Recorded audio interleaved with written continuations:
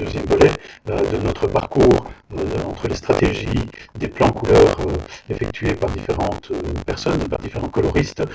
Cette fois-ci, on est avec Michel Rowe, donc pour le plan couleur de Lyon.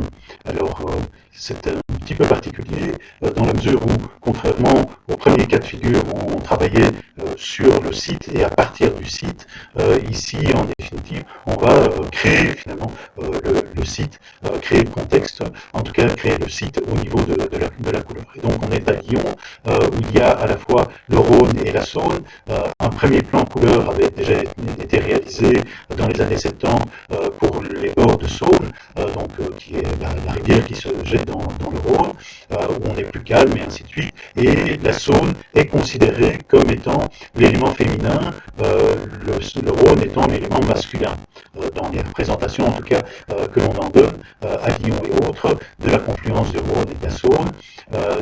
C'est le Rhône qui est masculin et la Saône qui est l'élément féminin. De ce fait-là, la Saône ici est dans des teintes un petit peu plus rosées, orangées et ainsi de suite, mais cependant, il ne faut pas oublier qu'on est dans les années 70 où l'orange et les bruns sont extrêmement à la mode, comme le montre cette cité dans la banlieue de lyonnaise, Vaux-en-Velin, réalisée dans ces années-là et où clairement on a donc des teintes qui sont orangées, rougeâtres, brunâtres, donc des teintes qui étaient bien en vogue en fait à cette époque-là.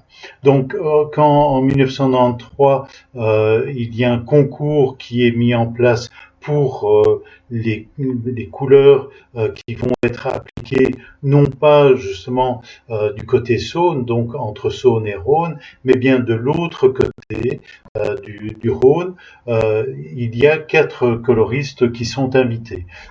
Donc Michel Rowe, et puis les Lanclos, dont on a parlé dans l'épisode précédent, et donc ensuite Bernard Lassus, dont on parlera par la suite, et voilà. Alors, donc ici, il y a une sorte de parti pris. Puisque on doit travailler sur les bords de Rhône, eh bien voilà, le Rhône est masculin et donc ce sera une teinte bleue qui sera choisie. Alors bon, il se fait que elle se marie très bien avec les teintes orangées qu'il y a donc du côté de la Saône, donc jaune, orangé, rose comme ça. Donc voilà, donc ça fait le pendant, mais c'est une sorte d'a priori. Et donc on va en fait créer le contexte à partir finalement de rien ou à peu près, ou d'une association. C'est ça qui est assez particulier. Et donc ce que vous voyez ici, tant les représentations du plan couleur que de la réalité, vous montre justement donc la manière dont les deux sont mis en relation de cette manière-là, et dont on va arriver vers le bleu lion. Alors ici, le bleu lion, c'est à la fois un slogan, d'ailleurs c'est le titre du livre que Michel Rowe éditera à l'occasion, Bleu Lion, nouvelle couleur des quais de Rhône, donc voilà. Et c'est intéressant pour dynamiser ou redynamiser une ville et donc associer finalement une couleur à cela. Alors, Bleu Lion, oui, mais parce qu'en fait, les façades, elles seront principalement blanches, et elles le sont déjà. C'est une architecture néoclassique comme à Place Bellecour, où aujourd'hui, justement, chaque bâtiment a sa nuance et ainsi de suite. Alors que les choses soient claires, on ne va pas repeindre tout en une fois, mais donc progressivement, on va avoir cette charte couleur que vous voyez ici en bas, avec des teintes donc justement dans les blancs, dans les crèmes, et puis les bleus. Alors, vous voyez que la présentation par rapport à celle qu'on a vue précédemment des Lanclos pour les plans en couleur, c'est évidemment beaucoup plus sommaire. C'est une palette avec des petits échantillons, le tout enrobé dans du plastique autocollant. C'est pas la même chose, mais bon, voilà, chacun agit comme il le pense sans doute. Après, il faut voir la réalisation. Et donc le lion finalement, voilà, il est expliqué ici.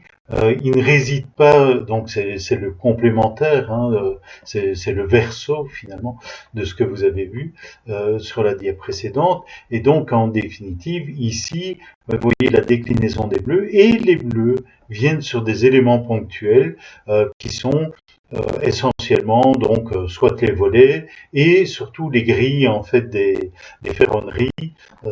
Des balcons, et Michel Rowe, de nouveau, de manière très surprenante, explique que eh bien, son intérêt pour ces éléments-là, donc des éléments architecturaux qui sont indéniablement intéressants, mais qui n'apparaissaient pas autant par le passé, vient du fait qu'un de ses ancêtres a travaillé dans une usine qui faisait ce genre d'ornement. Donc, vous voyez à quoi ça peut tenir comme argumentation, mais bon, la réalisation est assez intéressante, comme vous le voyez sur l'image ici en bas. Alors, contrairement au Lanclos qui avait défini très précisément donc chacune des couleurs, et on le verra encore plus d'ailleurs peut-être avec le cas suivant avec Retesmedal avec son plan couleur pour les îles Spitzberg, donc où on est dans des codes NCS, donc ce système de classification des couleurs que je vous explique dans une autre vidéo. Et donc, en définitive, ici, on a tout de même une belle latitude. Et vous le voyez au-dessus, pour le pont Lafayette, bien, avant de choisir finalement la teinte, on va in situ faire des essais et évaluer l'intérêt et compagnie. Donc ce n'est pas un travail en chambre. Avec Retesmedal, on verra d'ailleurs qu'il y a une partie théorique en plus qui vient s'adjoindre en début de processus. Il y a une démarche analytique. Ici, on est plus dans une démarche finalement artistique, pourrait-on dire.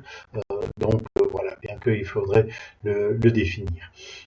Et alors, se pose aussi le problème, surtout avec des teintes blanches d'ailleurs, de l'éclairage et de l'éclairage artificiel.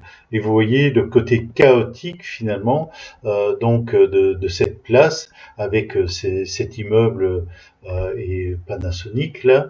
Vous voyez que en journée on est dans une teinte monochrome, un blanc grège, beige, et que finalement la nuit, eh bien, on a ce foisonnement de lumières différentes qui fait que l'unité n'y est plus. Donc, voilà. Alors, ces notions de température de couleur, on les voit dans une autre vidéo destinée à l'éclairage artificiel. Et il est important, si on veut respecter ce genre de plan en couleur, en tout cas des teintes neutres, il est très très important que les températures de couleur des luminaires soient raccords avec cela.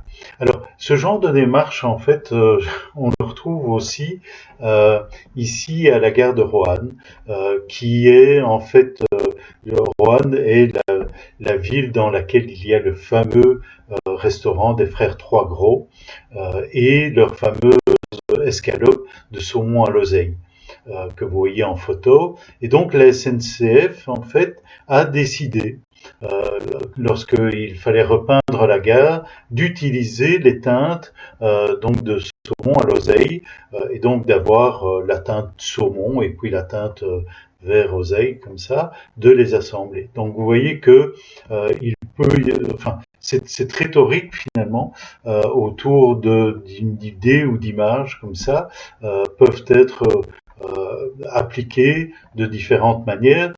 Ça a une dimension sémiotique, voire même sémantique dans ce cas-ci, puisqu'il y a une signification par derrière qui va donner l'unité à la chose. Voilà, merci.